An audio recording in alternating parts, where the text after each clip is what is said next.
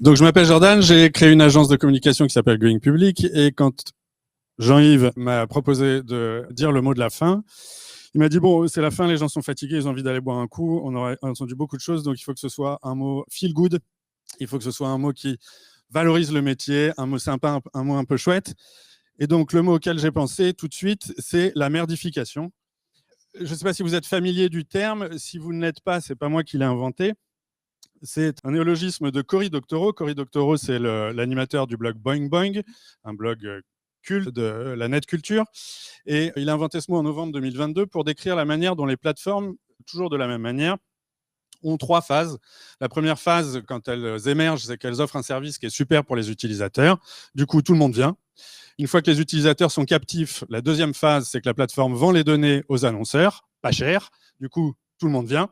Et la troisième phase, c'est qu'une fois que tout le monde est captif, les utilisateurs, les annonceurs, il n'y a plus aucune raison d'avoir un bon service. Et donc, on donne tout l'argent aux actionnaires et on a un service qui se merdifie.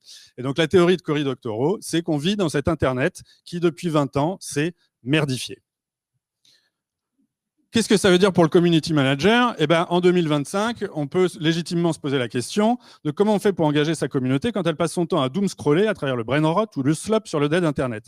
À nouveau, si vous n'êtes pas familier des quatre termes, vous pourrez les googler, mais ils veulent dire à peu près la même chose, c'est-à-dire cette espèce d'enlisement dans les contenus pourris d'Internet et sur les médias sociaux qui sont notre terrain de jeu en tant qu'animateur ou créateur de communauté.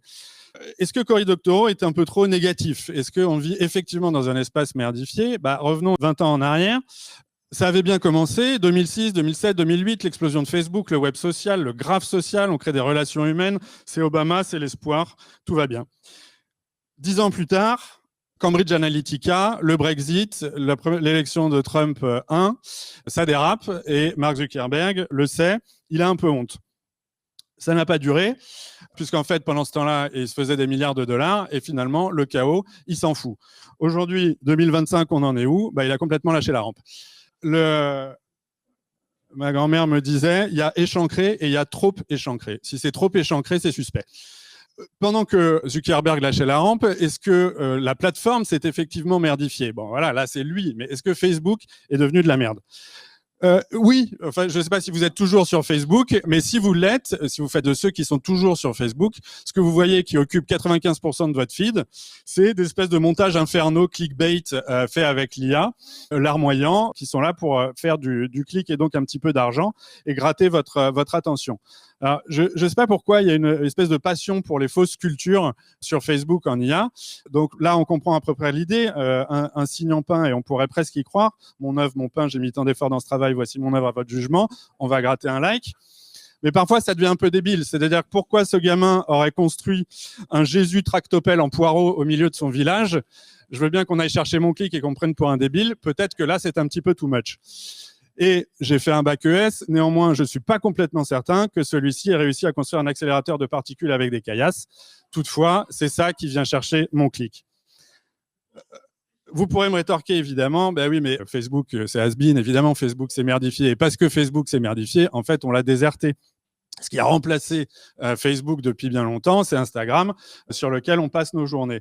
Et c'est vrai qu'avec les influenceurs, on s'est accroché à leur vie, à les suivre sur Instagram, parfois pour le bien, parfois moins. De fait, c'est sur Instagram que j'ai trouvé la manifestation littérale de la merdification. Littérale. Et je nous invite collectivement à écouter cet appel à l'aide des médecins qui nous disent « sur Internet, les gens vont un petit peu trop loin ». Vous pourrez me rétorquer, mais oui, mais c'est parce que l'algo d'Insta est nul. Et évidemment qu'on suit les mauvais influenceurs parce qu'on nous les pousse. Il faut aller sur TikTok parce que sur TikTok, l'algo, il marche bien mieux. Et sur TikTok, on voit émerger des trucs, on voit des nouvelles vidéos qui font 14 vues. Et c'est ça la beauté d'Internet. Et c'est vrai que TikTok fait apparaître des trends, apparaître des machins qu'on n'avait jamais imaginés avant. Balloon. Balloon. Balloon. Balloon. Balloon. Voilà. Alors, est-ce qu'il fallait que ça arrive ? Je ne sais pas.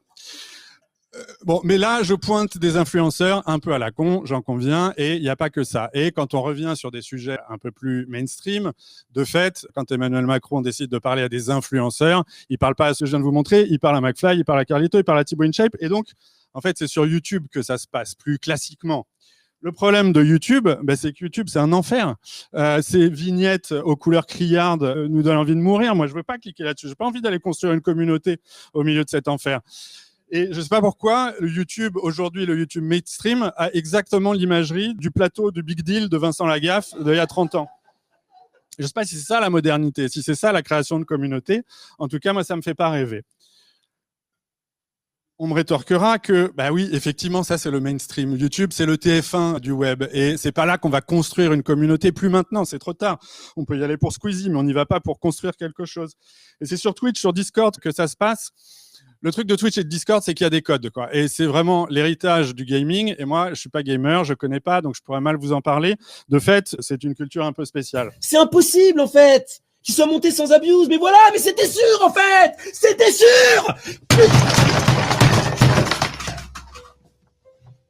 Il faut maîtriser les codes. C'est. Putain, c'est sûr qu'il faut que je m'arrête pour avoir ce niveau mental. Voilà. Là, peut-être que là où je me plante, c'est que tous ces réseaux, c'est des plateformes ouvertes et ça a été évoqué. Les private communities, c'est peut-être là qu'on construit des choses, c'est peut-être là que ça se passe. Et sur des réseaux comme Snap, comme Telegram, c'est ça le turfu. On est très pressé, on a envie d'aller boire un coup, donc j'ai pas le temps de vous dérouler l'ensemble des réseaux. Et loin de moi l'idée d'essentialiser, mais à mon sens, sur ces réseaux, il n'y a que des dealers. Je voudrais juste m'arrêter une seconde néanmoins sur un élément, c'est pour le coup l'imagerie, que là je trouve plus intéressante. Pour les plus vieux d'entre nous, ça rappelle un peu la belle ère de GeoCities, si vous vous souvenez, du Web 1, du pré-web social, et ça fait vibrer la corde nostalgique qui est en nous. Une autre chose qui est assez intéressante chez les dealers, c'est le sens du community management et on pourrait en prendre de la graine.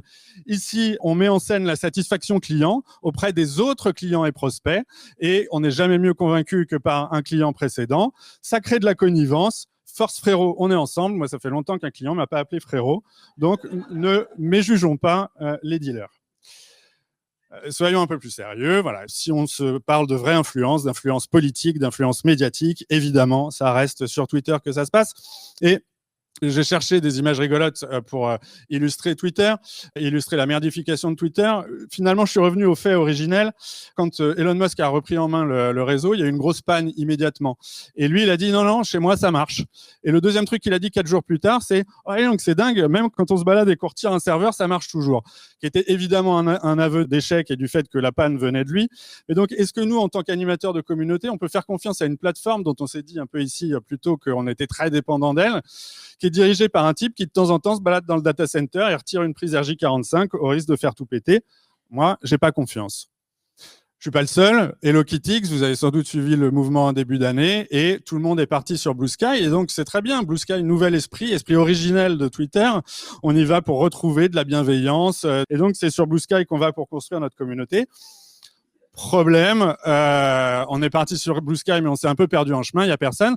Et le truc du community management, c'est pour que ça marche, il faut qu'il y ait l'existence d'une communauté. Ce n'est pas encore le cas sur Blue Sky. Mais c'est normal parce que flemme, en fait, on a vieilli, on n'a plus envie de construire une communauté from scratch, de refaire tout ce qu'on a mis des années à construire en postant des contenus intéressants, etc. C'est trop long, c'est trop compliqué. Et puis, de toute façon, on passe nos journées sur LinkedIn en réalité.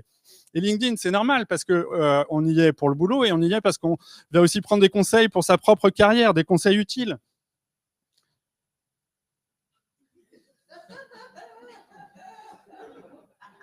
Ça paraît con, mais c'est plus profond qu'il n'y paraît. Oui, LinkedIn s'est merdifié. Et comment il pourrait en être autrement, puisque nos jobs sont des bullshit jobs. Vous connaissez sans doute le bouquin de David Graeber, qui avait publié ce même en disant c'est l'illustration parfaite du capitalisme moderne.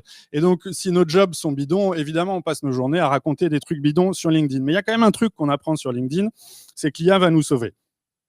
L'intelligence artificielle, c'est l'avenir. Si tu t'y mets pas, tu as perdu et tout ce que tu vas faire plus tard ne servira strictement à rien. Ok. L'intelligence artificielle, elle sert à faire des montages avec des poireaux sur Facebook et globalement, elle a d'autres impacts sur notre espace informationnel, par exemple sur Google, où on pose la question, est-ce que Marlon Brando a joué dans le film Hit? Et l'IA nous répond, non, Marlon Brando n'est pas en chaleur, puisque ce sont les animaux femelles qui sont en chaleur et pas les acteurs décédés. Ouais, c'est implacable et on a effectivement fait un grand bond en avant. Je présente une vision caricaturale de l'espace informationnel, de l'espace médiatique, des plateformes, des réseaux qui sont là où on développe nos communautés et j'oublie quand même le rôle des médias et on a commencé avec Jean-Yves chez Fluctuate à créer des communautés qui s'appuyaient sur des médias qui étaient autour de contenus de qualité et je pense qu'on pourra toujours compter sur les médias pour nous offrir ça.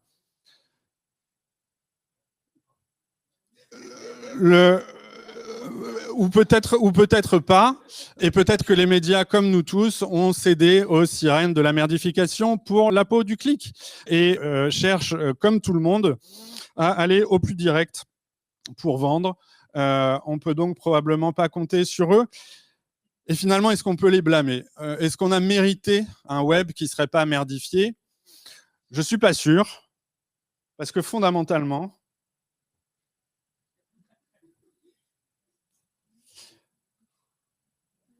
le problème, c'est que le genre humain est mauvais. Voilà. Donc, un mot uplifting, feel good. Non, je pouvais pas. Enfin, j'aurais oublié quelque chose si je terminais là-dessus. C'est que derrière toutes ces plateformes, derrière ce phénomène de merdification pointé par Cory Doctorow, derrière tout ce qu'on a raconté à peu près ce soir, il y a des algorithmes. Et on est en droit de se demander si le problème, c'est l'humain ou le problème, c'est l'algorithme. Et je vous propose d'écouter Gary Vaynerchuk, un des dieux du community management, et juste après MrBeast, le plus gros YouTuber du monde, sur la question. Facebook is a mirror. Everybody's super pumped about blaming other people for their own shit. Technology is exposing who you are, not changing you. Facebook's a mirror. Essentially, by studying the algorithm, you'll learn that you're more studying human psychology, right? What do humans want to watch? Anytime you say the word algorithm, just replace it with audience, and it works perfectly. Bon, alors oui, d'après eux, c'est effectivement le genre humain qui est merdique et les algorithmes en seraient que le miroir. Moi, je ne crois pas, j'ai pas cette vision et quand bien même, je pense que l'algorithme, on n'en est pas tant que ça victime et on peut le tromper, on peut jouer avec. Et donc, je voudrais vous laisser pour le coup totalement au premier degré sur une note positive avec un exemple, à mon sens, de community management intéressant, qui est avant de créer une agence, j'ai travaillé à la mairie de Paris. Donc, je voudrais vous montrer un exemple de ce que fait la mairie de Paris sur Instagram. Et quand même, pour rester dans le thème, je vous montre une vidéo d'égout. Ce midi, il y a des gens qui sont allés d'âge au resto. Moi, je suis allée au musée des égouts. Chacun ses prios. Alors, je vous vois venir, vous allez dire que ça vous chauffe pas. Mais je vous jure qu'il y a une omerta au sujet des égouts. Le dos est clairement sous-coté. Avant de vous montrer un peu mieux ce que vous avez hâte de voir, je vais répondre à la question que vous vous posez tous. Oui, ça sent les égouts. En même temps, ici, on blague pas puisqu'on est vraiment dans les égouts de Paris. Le spot a été choisi pour proposer une partie musée parce qu'il cumule toutes les variétés de conduits qu'on y trouve. Ça, c'est idéal pour mieux comprendre tout ce système d'évacuation. Je dis évacuation parce que si, comme moi, vous avez un niveau Homer Simpson en égout, vous savez peut-être pas que les stations de traitement des eaux sales se situent en dehors de Paris où elles arrivent par pente naturelle. Dans Paris, on a uniquement des conduits pour évacuer dont les tailles varient selon la taille de la rue au-dessus. Et si jamais vous vous demandiez, encore en dessous de tout ça, il y a le métro. Ce qui est hyper quali ici, c'est que les visites du musée sont dirigées par des égoutiers. Un égoutier, c'est un agent de la ville de Paris qui a globalement 2 missions. 1, descendre dans les souterrains pour constater d'éventuels dysfonctionnements. 2, désobstruer les conduits pour que tout ce petit monde reste bien fluide. Et donc là, vous allez pouvoir voir tous les équipements qui ont servi à cet effet, comme feu cette grosse boule, ou aujourd'hui le bateau van dont la destinée, malgré son nom, n'est pas très drôle ici. Bref, je pourrais vous parler des égouts pendant des heures. Malheureusement, mon taf, c'est faire des vidéos Insta d'1 minute 30 et pas des longs métrages. Du coup, j'ai été obligée de quitter ce vaste terrain de jeu par la porte étanche que les agents du musée ferment quand il y a des crues. Le musée est ouvert du mardi au dimanche de 10h à 17h. Je vous mets les infos en caption. Ça peut paraître évident quand on le voit comme ça, mais c'est pas si facile d'amener ça dans une institution et de faire valider à des politiques ce ton-là, ce type de format-là, en disant si, croyez-nous, ça va marcher, ça va être cool. Et de fait, ça marche. 23 000 likes et des commentaires qui sont absolument dithyrambiques, des ventes, puisqu'il y a des gens qui du coup ont acheté des billets pour aller voir le musée, du discours administratif et institutionnel qui fonctionne, puisqu'on salue le travail des agents publics, Et puis, des gens qui disent, bah ouais, c'est pour, en fait, le CM que je viens. C'est quoi son nom? Alors, elle s'appelle Lucie, si vous voulez la débaucher, je peux vous passer son contact. Donc, comme quoi, les algorithmes sont peut-être merdiques, les plateformes sont peut-être merdiques, mais si on fait notre boulot d'animation et de création de contenu et d'animation de communauté de manière sympa, de manière maligne, si on est un peu instructif, si on est un peu drôle, si on joue avec les codes de manière habile, eh ben, on peut exister dans ce vaste océan de caca. Et je me rends compte que j'ai fait une presse 100% caca, ce qui fera pas forcément de moi un intellectuel, et c'est pas l'image que j'ai envie de vous laisser. Donc j'ai quand même une dernière slide avec une citation de Kierkegaard, parce que ça a un peu plus de gueule. L'espoir, c'est la passion des possibles. Je pense que ce soir, on a écouté beaucoup de passionnés. Ils nous ont montré beaucoup de possibles, et donc on repart plein d'espoir.